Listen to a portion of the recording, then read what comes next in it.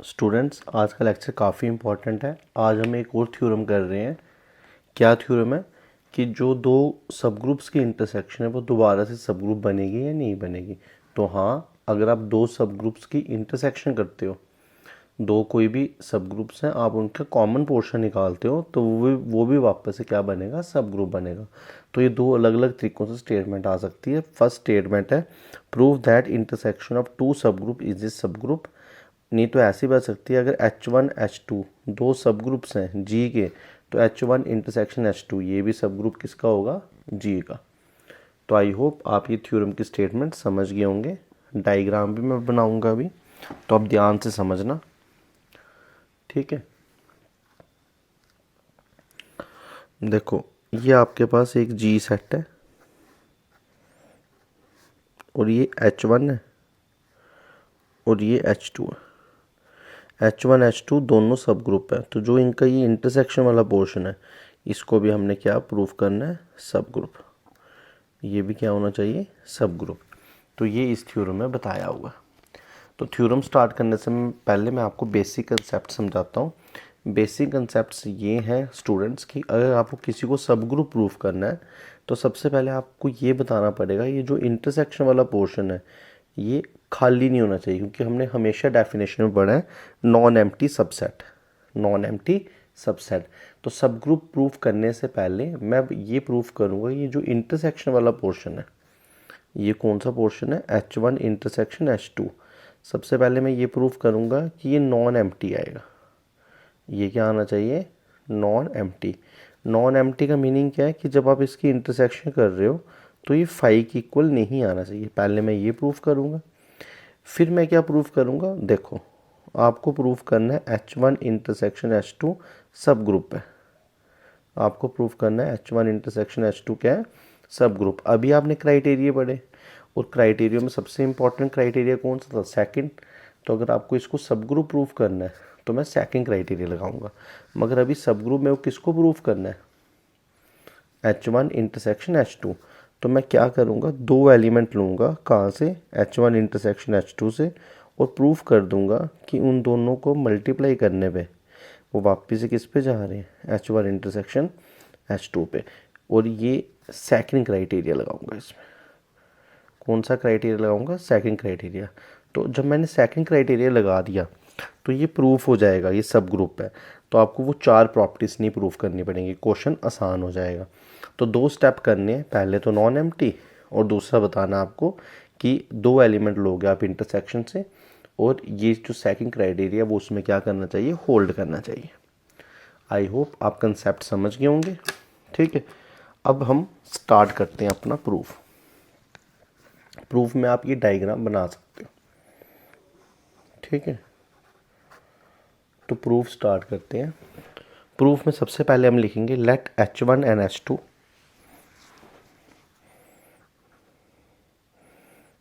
let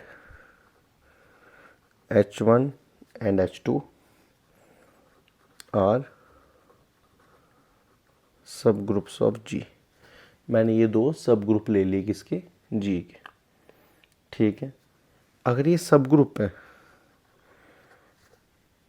तो दोनों के पास अपना अपना आइडेंटिटी एलिमेंट होगा। क्यों, क्योंकि कोई चीज़ सब ग्रुप है तो वो ग्रुप तो होती है, तो आइडेंटिटी एलिमेंट होगा। क्यों, क्योंकि अगर ये सब ग्रुप है तो मैं बोल सकता हूँ because H1 and H2 are groups, और ग्रुप्स हैं तो आइडेंटिटी एलिमेंट तो होगा। अब देखो EH1 के पास भी है, EH2 के पास भी है, तो मैं बोल सकता हूँ कि जो ये E है वो दोनों की इंटरसेक्शन में भी होगा। इंटरसेक्शन में वो एलिमेंट होता है जो दोनों के पास होता है, तो E अभी दोनों के पास है, तो जो E है वो इंटरसेक्शन में भी होगा। अगर इंटरसेक्शन में E आ रहा है तो मैं बोल सकता हूँ ना कि जो इंटरसेक्शन है उसके पास एक एलिमेंट है E, तो क्या वो फाई होगा, क्या वो खाली है, नहीं वो खाली नहीं है। तो प्रूफ हो गया कि जो इंटरसेक्शन है, ये जो मैंने इधर बताया था, जो इंटरसेक्शन है वो नॉन एम्प्टी है। क्या प्रूफ कर दिया आपने कि जो इंटरसेक्शन है वो नॉन एम्प्टी है। तो मैं लिख दूंगा this simplifies H1 intersection H2 is non empty.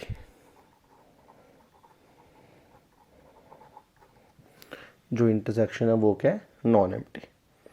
ठीक है, अब आपको क्राइटेरिया प्रूव करना है। क्या प्रूव करना है, क्राइटेरिया। तो वही जैसे मैंने आपको बताया, एक लाइन छोड़ के लिखेंगे लेट, दो एलिमेंट ले लिए मैंने H1 इंटरसेक्शन H2 से। ठीक है, अगर ये दोनों मैंने इंटरसेक्शन से लिए तो मैं बोल सकता हूँ कि जो ए बी है वो H1 में भी है और जो ए बी है वो H2 में भी है। इंटरसेक्शन का मतलब होता है दोनों के पास होगा। अब ए बी H1 में भी है, ए बी H2 में भी है, तो इसका मतलब ए बी इनवर्स H1 में भी है और ए बी इनवर्स H2 में भी है। अब ऐसा क्यों, क्योंकि H1 H2 सब ग्रुप्स हैं, because H1 and H2 are subgroups of G। और हमने क्या लगाया, second criteria, and by using second criteria, हमने क्या यूज़ किया, सेकंड क्राइटेरिया। ठीक है, और इधर बताना भी है सेकंड क्राइटेरिया क्या, दैट इज अगर ए बी एच में है तो ए बी इनवर्स भी किस में होगा, एच में। तो ये पूरा आपको रीज़न में लिखना है। ठीक है, मैं एक मिनट देखता हूँ क्लियर दिख रहा है, बिल्कुल क्लियर दिख रहा है। तो ये सब आपको रीज़न में लिखना है। तो हम कहाँ तक पहुँचे कि जो ए बी इनवर्स है वो H1 में भी है और ए बी इनवर्स H2 में भी है। अगर ये H1 H2 दोनों में है तो मैं बोल सकता हूँ ए बी इनवर्स किस में है, दोनों की इंटरसेक्शन में भी है। आपने ए बी लिया कहाँ से था, इंटरसेक्शन से, उसका मल्टीप्लाई करने पे भी वो कहाँ जा रहा है, इंटरसेक्शन में। तो जो ये इंटरसेक्शन है ये अपने आप में क्या होगी, सब ग्रुप होगी। ठीक है, तो अब मैं लास्ट में लिखूंगा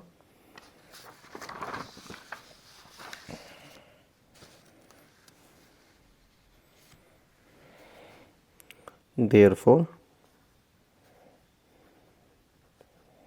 for a comma b belongs to H1 intersection H2, हमें क्या मिला, जो ए बी इनवर्स है वो कहाँ आएगा, H1 इंटरसेक्शन H2 में।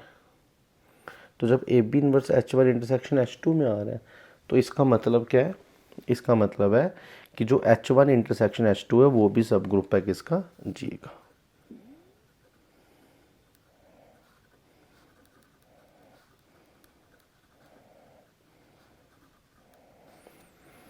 तो आई होप आपको ये अच्छे से समझ आया होगा।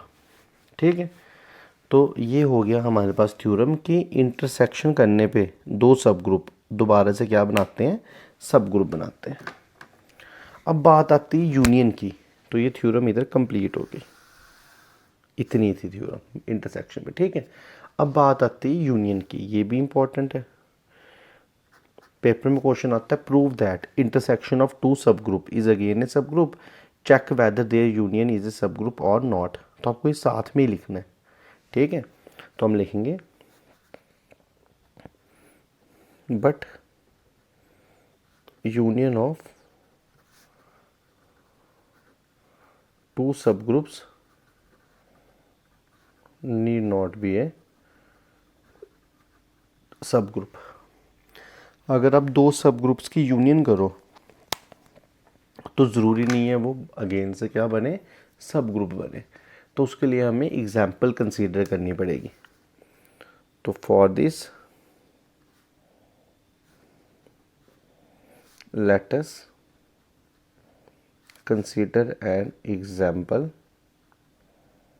ठीक है, तो एग्जाम्पल में मैंने ले लिया G is equal to Z plus be additive group of integers. ठीक है, इंटीजर्स का मैंने ये ग्रुप ले लिया। अब मैंने इसके दो सब ग्रुप लिए, लेट H1, H1 में मैंने क्या किया, 2 से मल्टीप्लाई करके सब इंटीजर ले लिए, मतलब इवन इंटीजर ले लिए। इवन इंटीजर का मतलब है 0 plus minus 2 plus minus 4 plus minus 6 so on. तो ये मैंने इवन इंटीजर्स ले लिए। क्या ले लिए, इवन इंटीजर्स। और फिर मैंने एक H2 ले लिया और उसमें मैंने 3 के मल्टीपल ले लिए, तो 3 के मल्टीपल में कौन आएगा, +-3 +-6 +-9 सो ऑन। ठीक है, ये मल्टीपल ऑफ 3 ले लिए। अब मैंने इन दोनों का यूनियन किया। जब मैंने इन दोनों को यूनियन किया तो क्या आया, 0 +-2 +-3 +-4 +-6 +-9 सो ऑन। अब आपको बताना है कि जो ये यूनियन बनी है सब ग्रुप नहीं है, तो मैं सिंपल बता सकता हूँ क्योंकि ऑपरेशन अभी एडिशन का है ना, किसका है, एडिशन का। तो अगर मैं इस सेट से 2 एलिमेंट लूँ और उनको ऐड करने पे वापस से सेट में नहीं आए तो मैं बोलूँगा क्लोजर प्रॉपर्टी होल्ड नहीं करती है। तो देखो मैंने एक लिया 2 और एक लिया 3, दोनों इस यूनियन में है, +2 और +3 लिया, दोनों इसमें है। बट जब मैं इनका ऑपरेशन लगाया प्लस का तो वो आया 5। क्या 5 यूनियन में है, 5 यूनियन में नहीं है। और अगर 5 यूनियन में नहीं है तो मैं बोल सकता हूँ this implies H1 union H2। जो H1 यूनियन H2 है, ठीक है, ये क्लोज्ड नहीं था, is not closed under addition. Addition में क्लोज्ड नहीं था। क्लोज्ड का मतलब क्लोजर प्रॉपर्टीज में होल्ड नहीं कर रही थी, क्लोजर प्रॉपर्टीज में होल्ड नहीं कर रही है।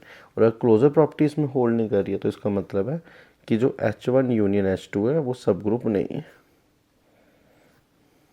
इज नॉट सब ग्रुप ऑफ जी। तो ये पूरा क्वेश्चन बनता है। अगर आपको एग्जाम में क्वेश्चन आता है कि प्रूफ करो इंटरसेक्शन 2 सब ग्रुप की सब ग्रुप है मगर उनकी यूनियन सब ग्रुप नहीं है, तो आपको ये पूरा करना पड़ेगा।